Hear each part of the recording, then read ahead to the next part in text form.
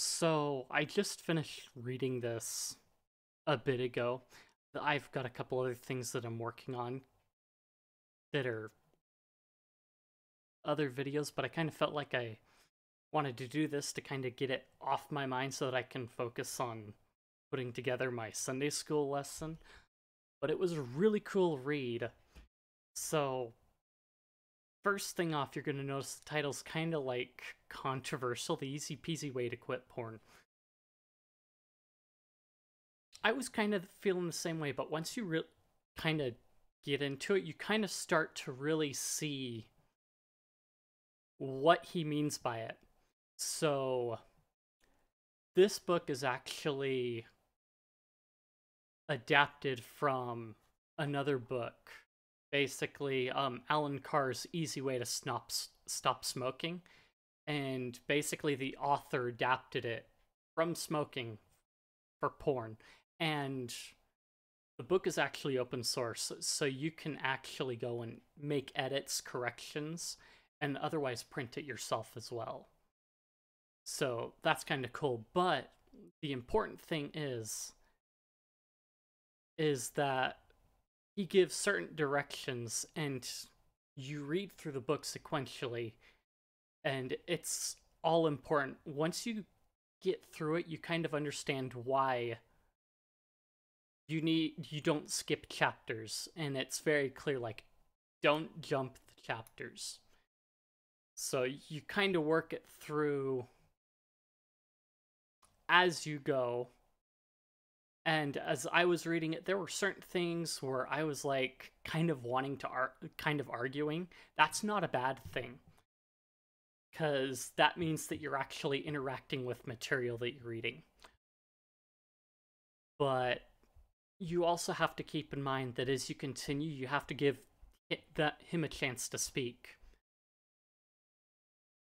So as you're going through the material, you're going to notice that, okay, you're kind of toning things back so that you can kind of get a perspective for it, or at least I was.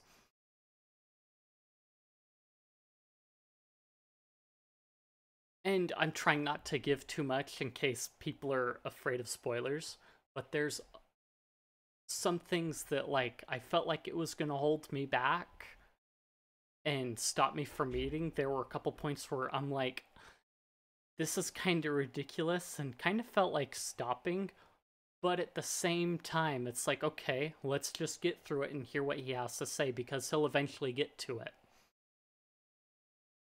So, if you're one of those people that hate spoilers, this is kind of the point where I kind of cover some of the spoilery territory. So keep in mind that he's tearing down some of your preconceived notions that you've had from time immemorial. And if you want to read the book without any spoilers, then this is a good point to stop, and then you can come back to kind of get my thoughts and looks on it.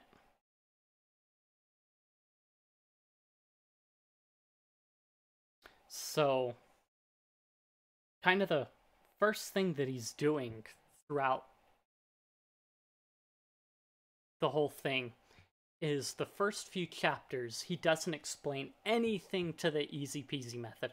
All he's going over is basically cultural brainwashing, the neural brainwashing that's going on as you're interacting with the material. Well, with, what is it? How does he put it? When you're when you're viewing your when you're visiting with your online harem. And so he kind of talks about the supernatural stimulation and what it a little bit of what it does to the mind. He barely touches on it. He mentions other resources that are better at explaining it, but you basically get that general overview of what's going on, and it's kind of referenced a couple different times throughout the point. But kind of the biggest one is kind of the whole argument that we see in culture. So, like, the whole nature thing. So, this is kind of the cultural thing. So, it starts off with kind of the neural, but then the rest of it is like the cultural, like, different reasons that people make up for why they keep going with it. And also going along with the smoking analogy of the difference kind of between smoking and also the similarities. He also mentions the hunger aspect that's there. There's also the brainwashing. So, like, the cultural brainwashing that everyone goes through as they're trying to recover. He kind of talks about that, the fear tactics and different things. And he never uses these, which is very interesting. Because there's no reason to, really. He doesn't see a reason to use those fear tactics. So he kind of, and then the brainwashing, kind of the reinforcement of it, comes from the repeated behavior over and over. And again, that's just where kind of the neurological stuff comes in. But in the end, really, he's talking about what you're giving up, and really it comes down to nothing. And I kind of posted this chapter in Discord, and he's got this whole chapter 10 on the advantages of being a user. This was like the hardest read that I had to go through. Literally. Like, there was no harder chapter that I have ever read. This was like the longest read ever. But I mean, before that, he talks about the health issues and the time saving that there is with giving it up and everything else, and how even the medical community is kind of coming around to, like, this is kind of an issue. And really kind of the different stresses that it does cause in reality. So he kind of talks about the other methods of what people might do, the different types of users that there are, and also the trap of testing that you're free from it, and really how that just basically brings it all back. But they're kind of short depending on how quickly you read, but a good number of these chapters after chapter 10 basically kind of talk about that, like, different ways that people get back into it. And then he finally kind of goes into basically the easy way to stop. So it all comes down to, first of all, tearing down all the brainwashing that's been going on. The guilt, the fear, and everything else. Kind of like tearing down those walls in your way from stopping in the first place, so you kind of get rid of the fear. You overcome that indoctrination, and he recommends rereading certain chapters, and as you read it, you'll kind of know what those chapters are, because they'll kind of, like, you argue with them a bit more, and as you kind of go back, you'll understand better why it is that way. And you can kind of go and look at other studies that are related to it, and you'll see in many ways you'll see how he's right in the way that he explains it. But really, the easy way to stop is basically just to stop. It's basically a cold turkey method. But the difference is the after point. Because remember, we're going back to chapter 10. And he talks about that, like, there's really nothing. People feel like that they're sacrificing something, but really, look at what you're sacrificing. So it comes down to that, getting rid of that feeling and fear of sacrificing something, and then also enjoying the time after quitting. So even after that last visit to your harem, then you can stop quitting. he does add that there are certain things that don't go away overnight. There are certain healing processes that don't happen overnight. They do take time, but the time really isn't that long. And it really comes down to once you get through it, don't think about the time period, but don't also go back and test that you're free from it, because that's how you get back into it. So as you're going through, he mentions like, well, it takes up to 3 weeks, basically 5 days to 3 weeks for you to kill that little monster. And he kind of, the hunger is analogized to a little monster, and that little monster is really the thing tearing you apart, and that you're a slave to in reality. And basically what that 3-week period is that period of killing that little monster and getting rid of it, because the human body and mind is so different, and it's an amazing thing that it can heal the processes. Many people feel that they can't heal from it, but that's because they haven't really given it up. They still feel like they're giving something up when they're actually trying to escape something or leave something. So when you look at it like that, it's, again, he also likens it to slavery. So once you're free of that, you've got a lot of things, more things that you can do. You've got a lot more advantages that come to you because of escaping that slavery. And so as you go through, you're kind of hitting towards the end, and again, he gives you those warnings of like, don't go back. Don't feed the little monster. He talks about ex-users that are like, well, yeah, I still have pangs every now and then, but no, I mean, life is great without it. They don't feel like they're missing out on anything.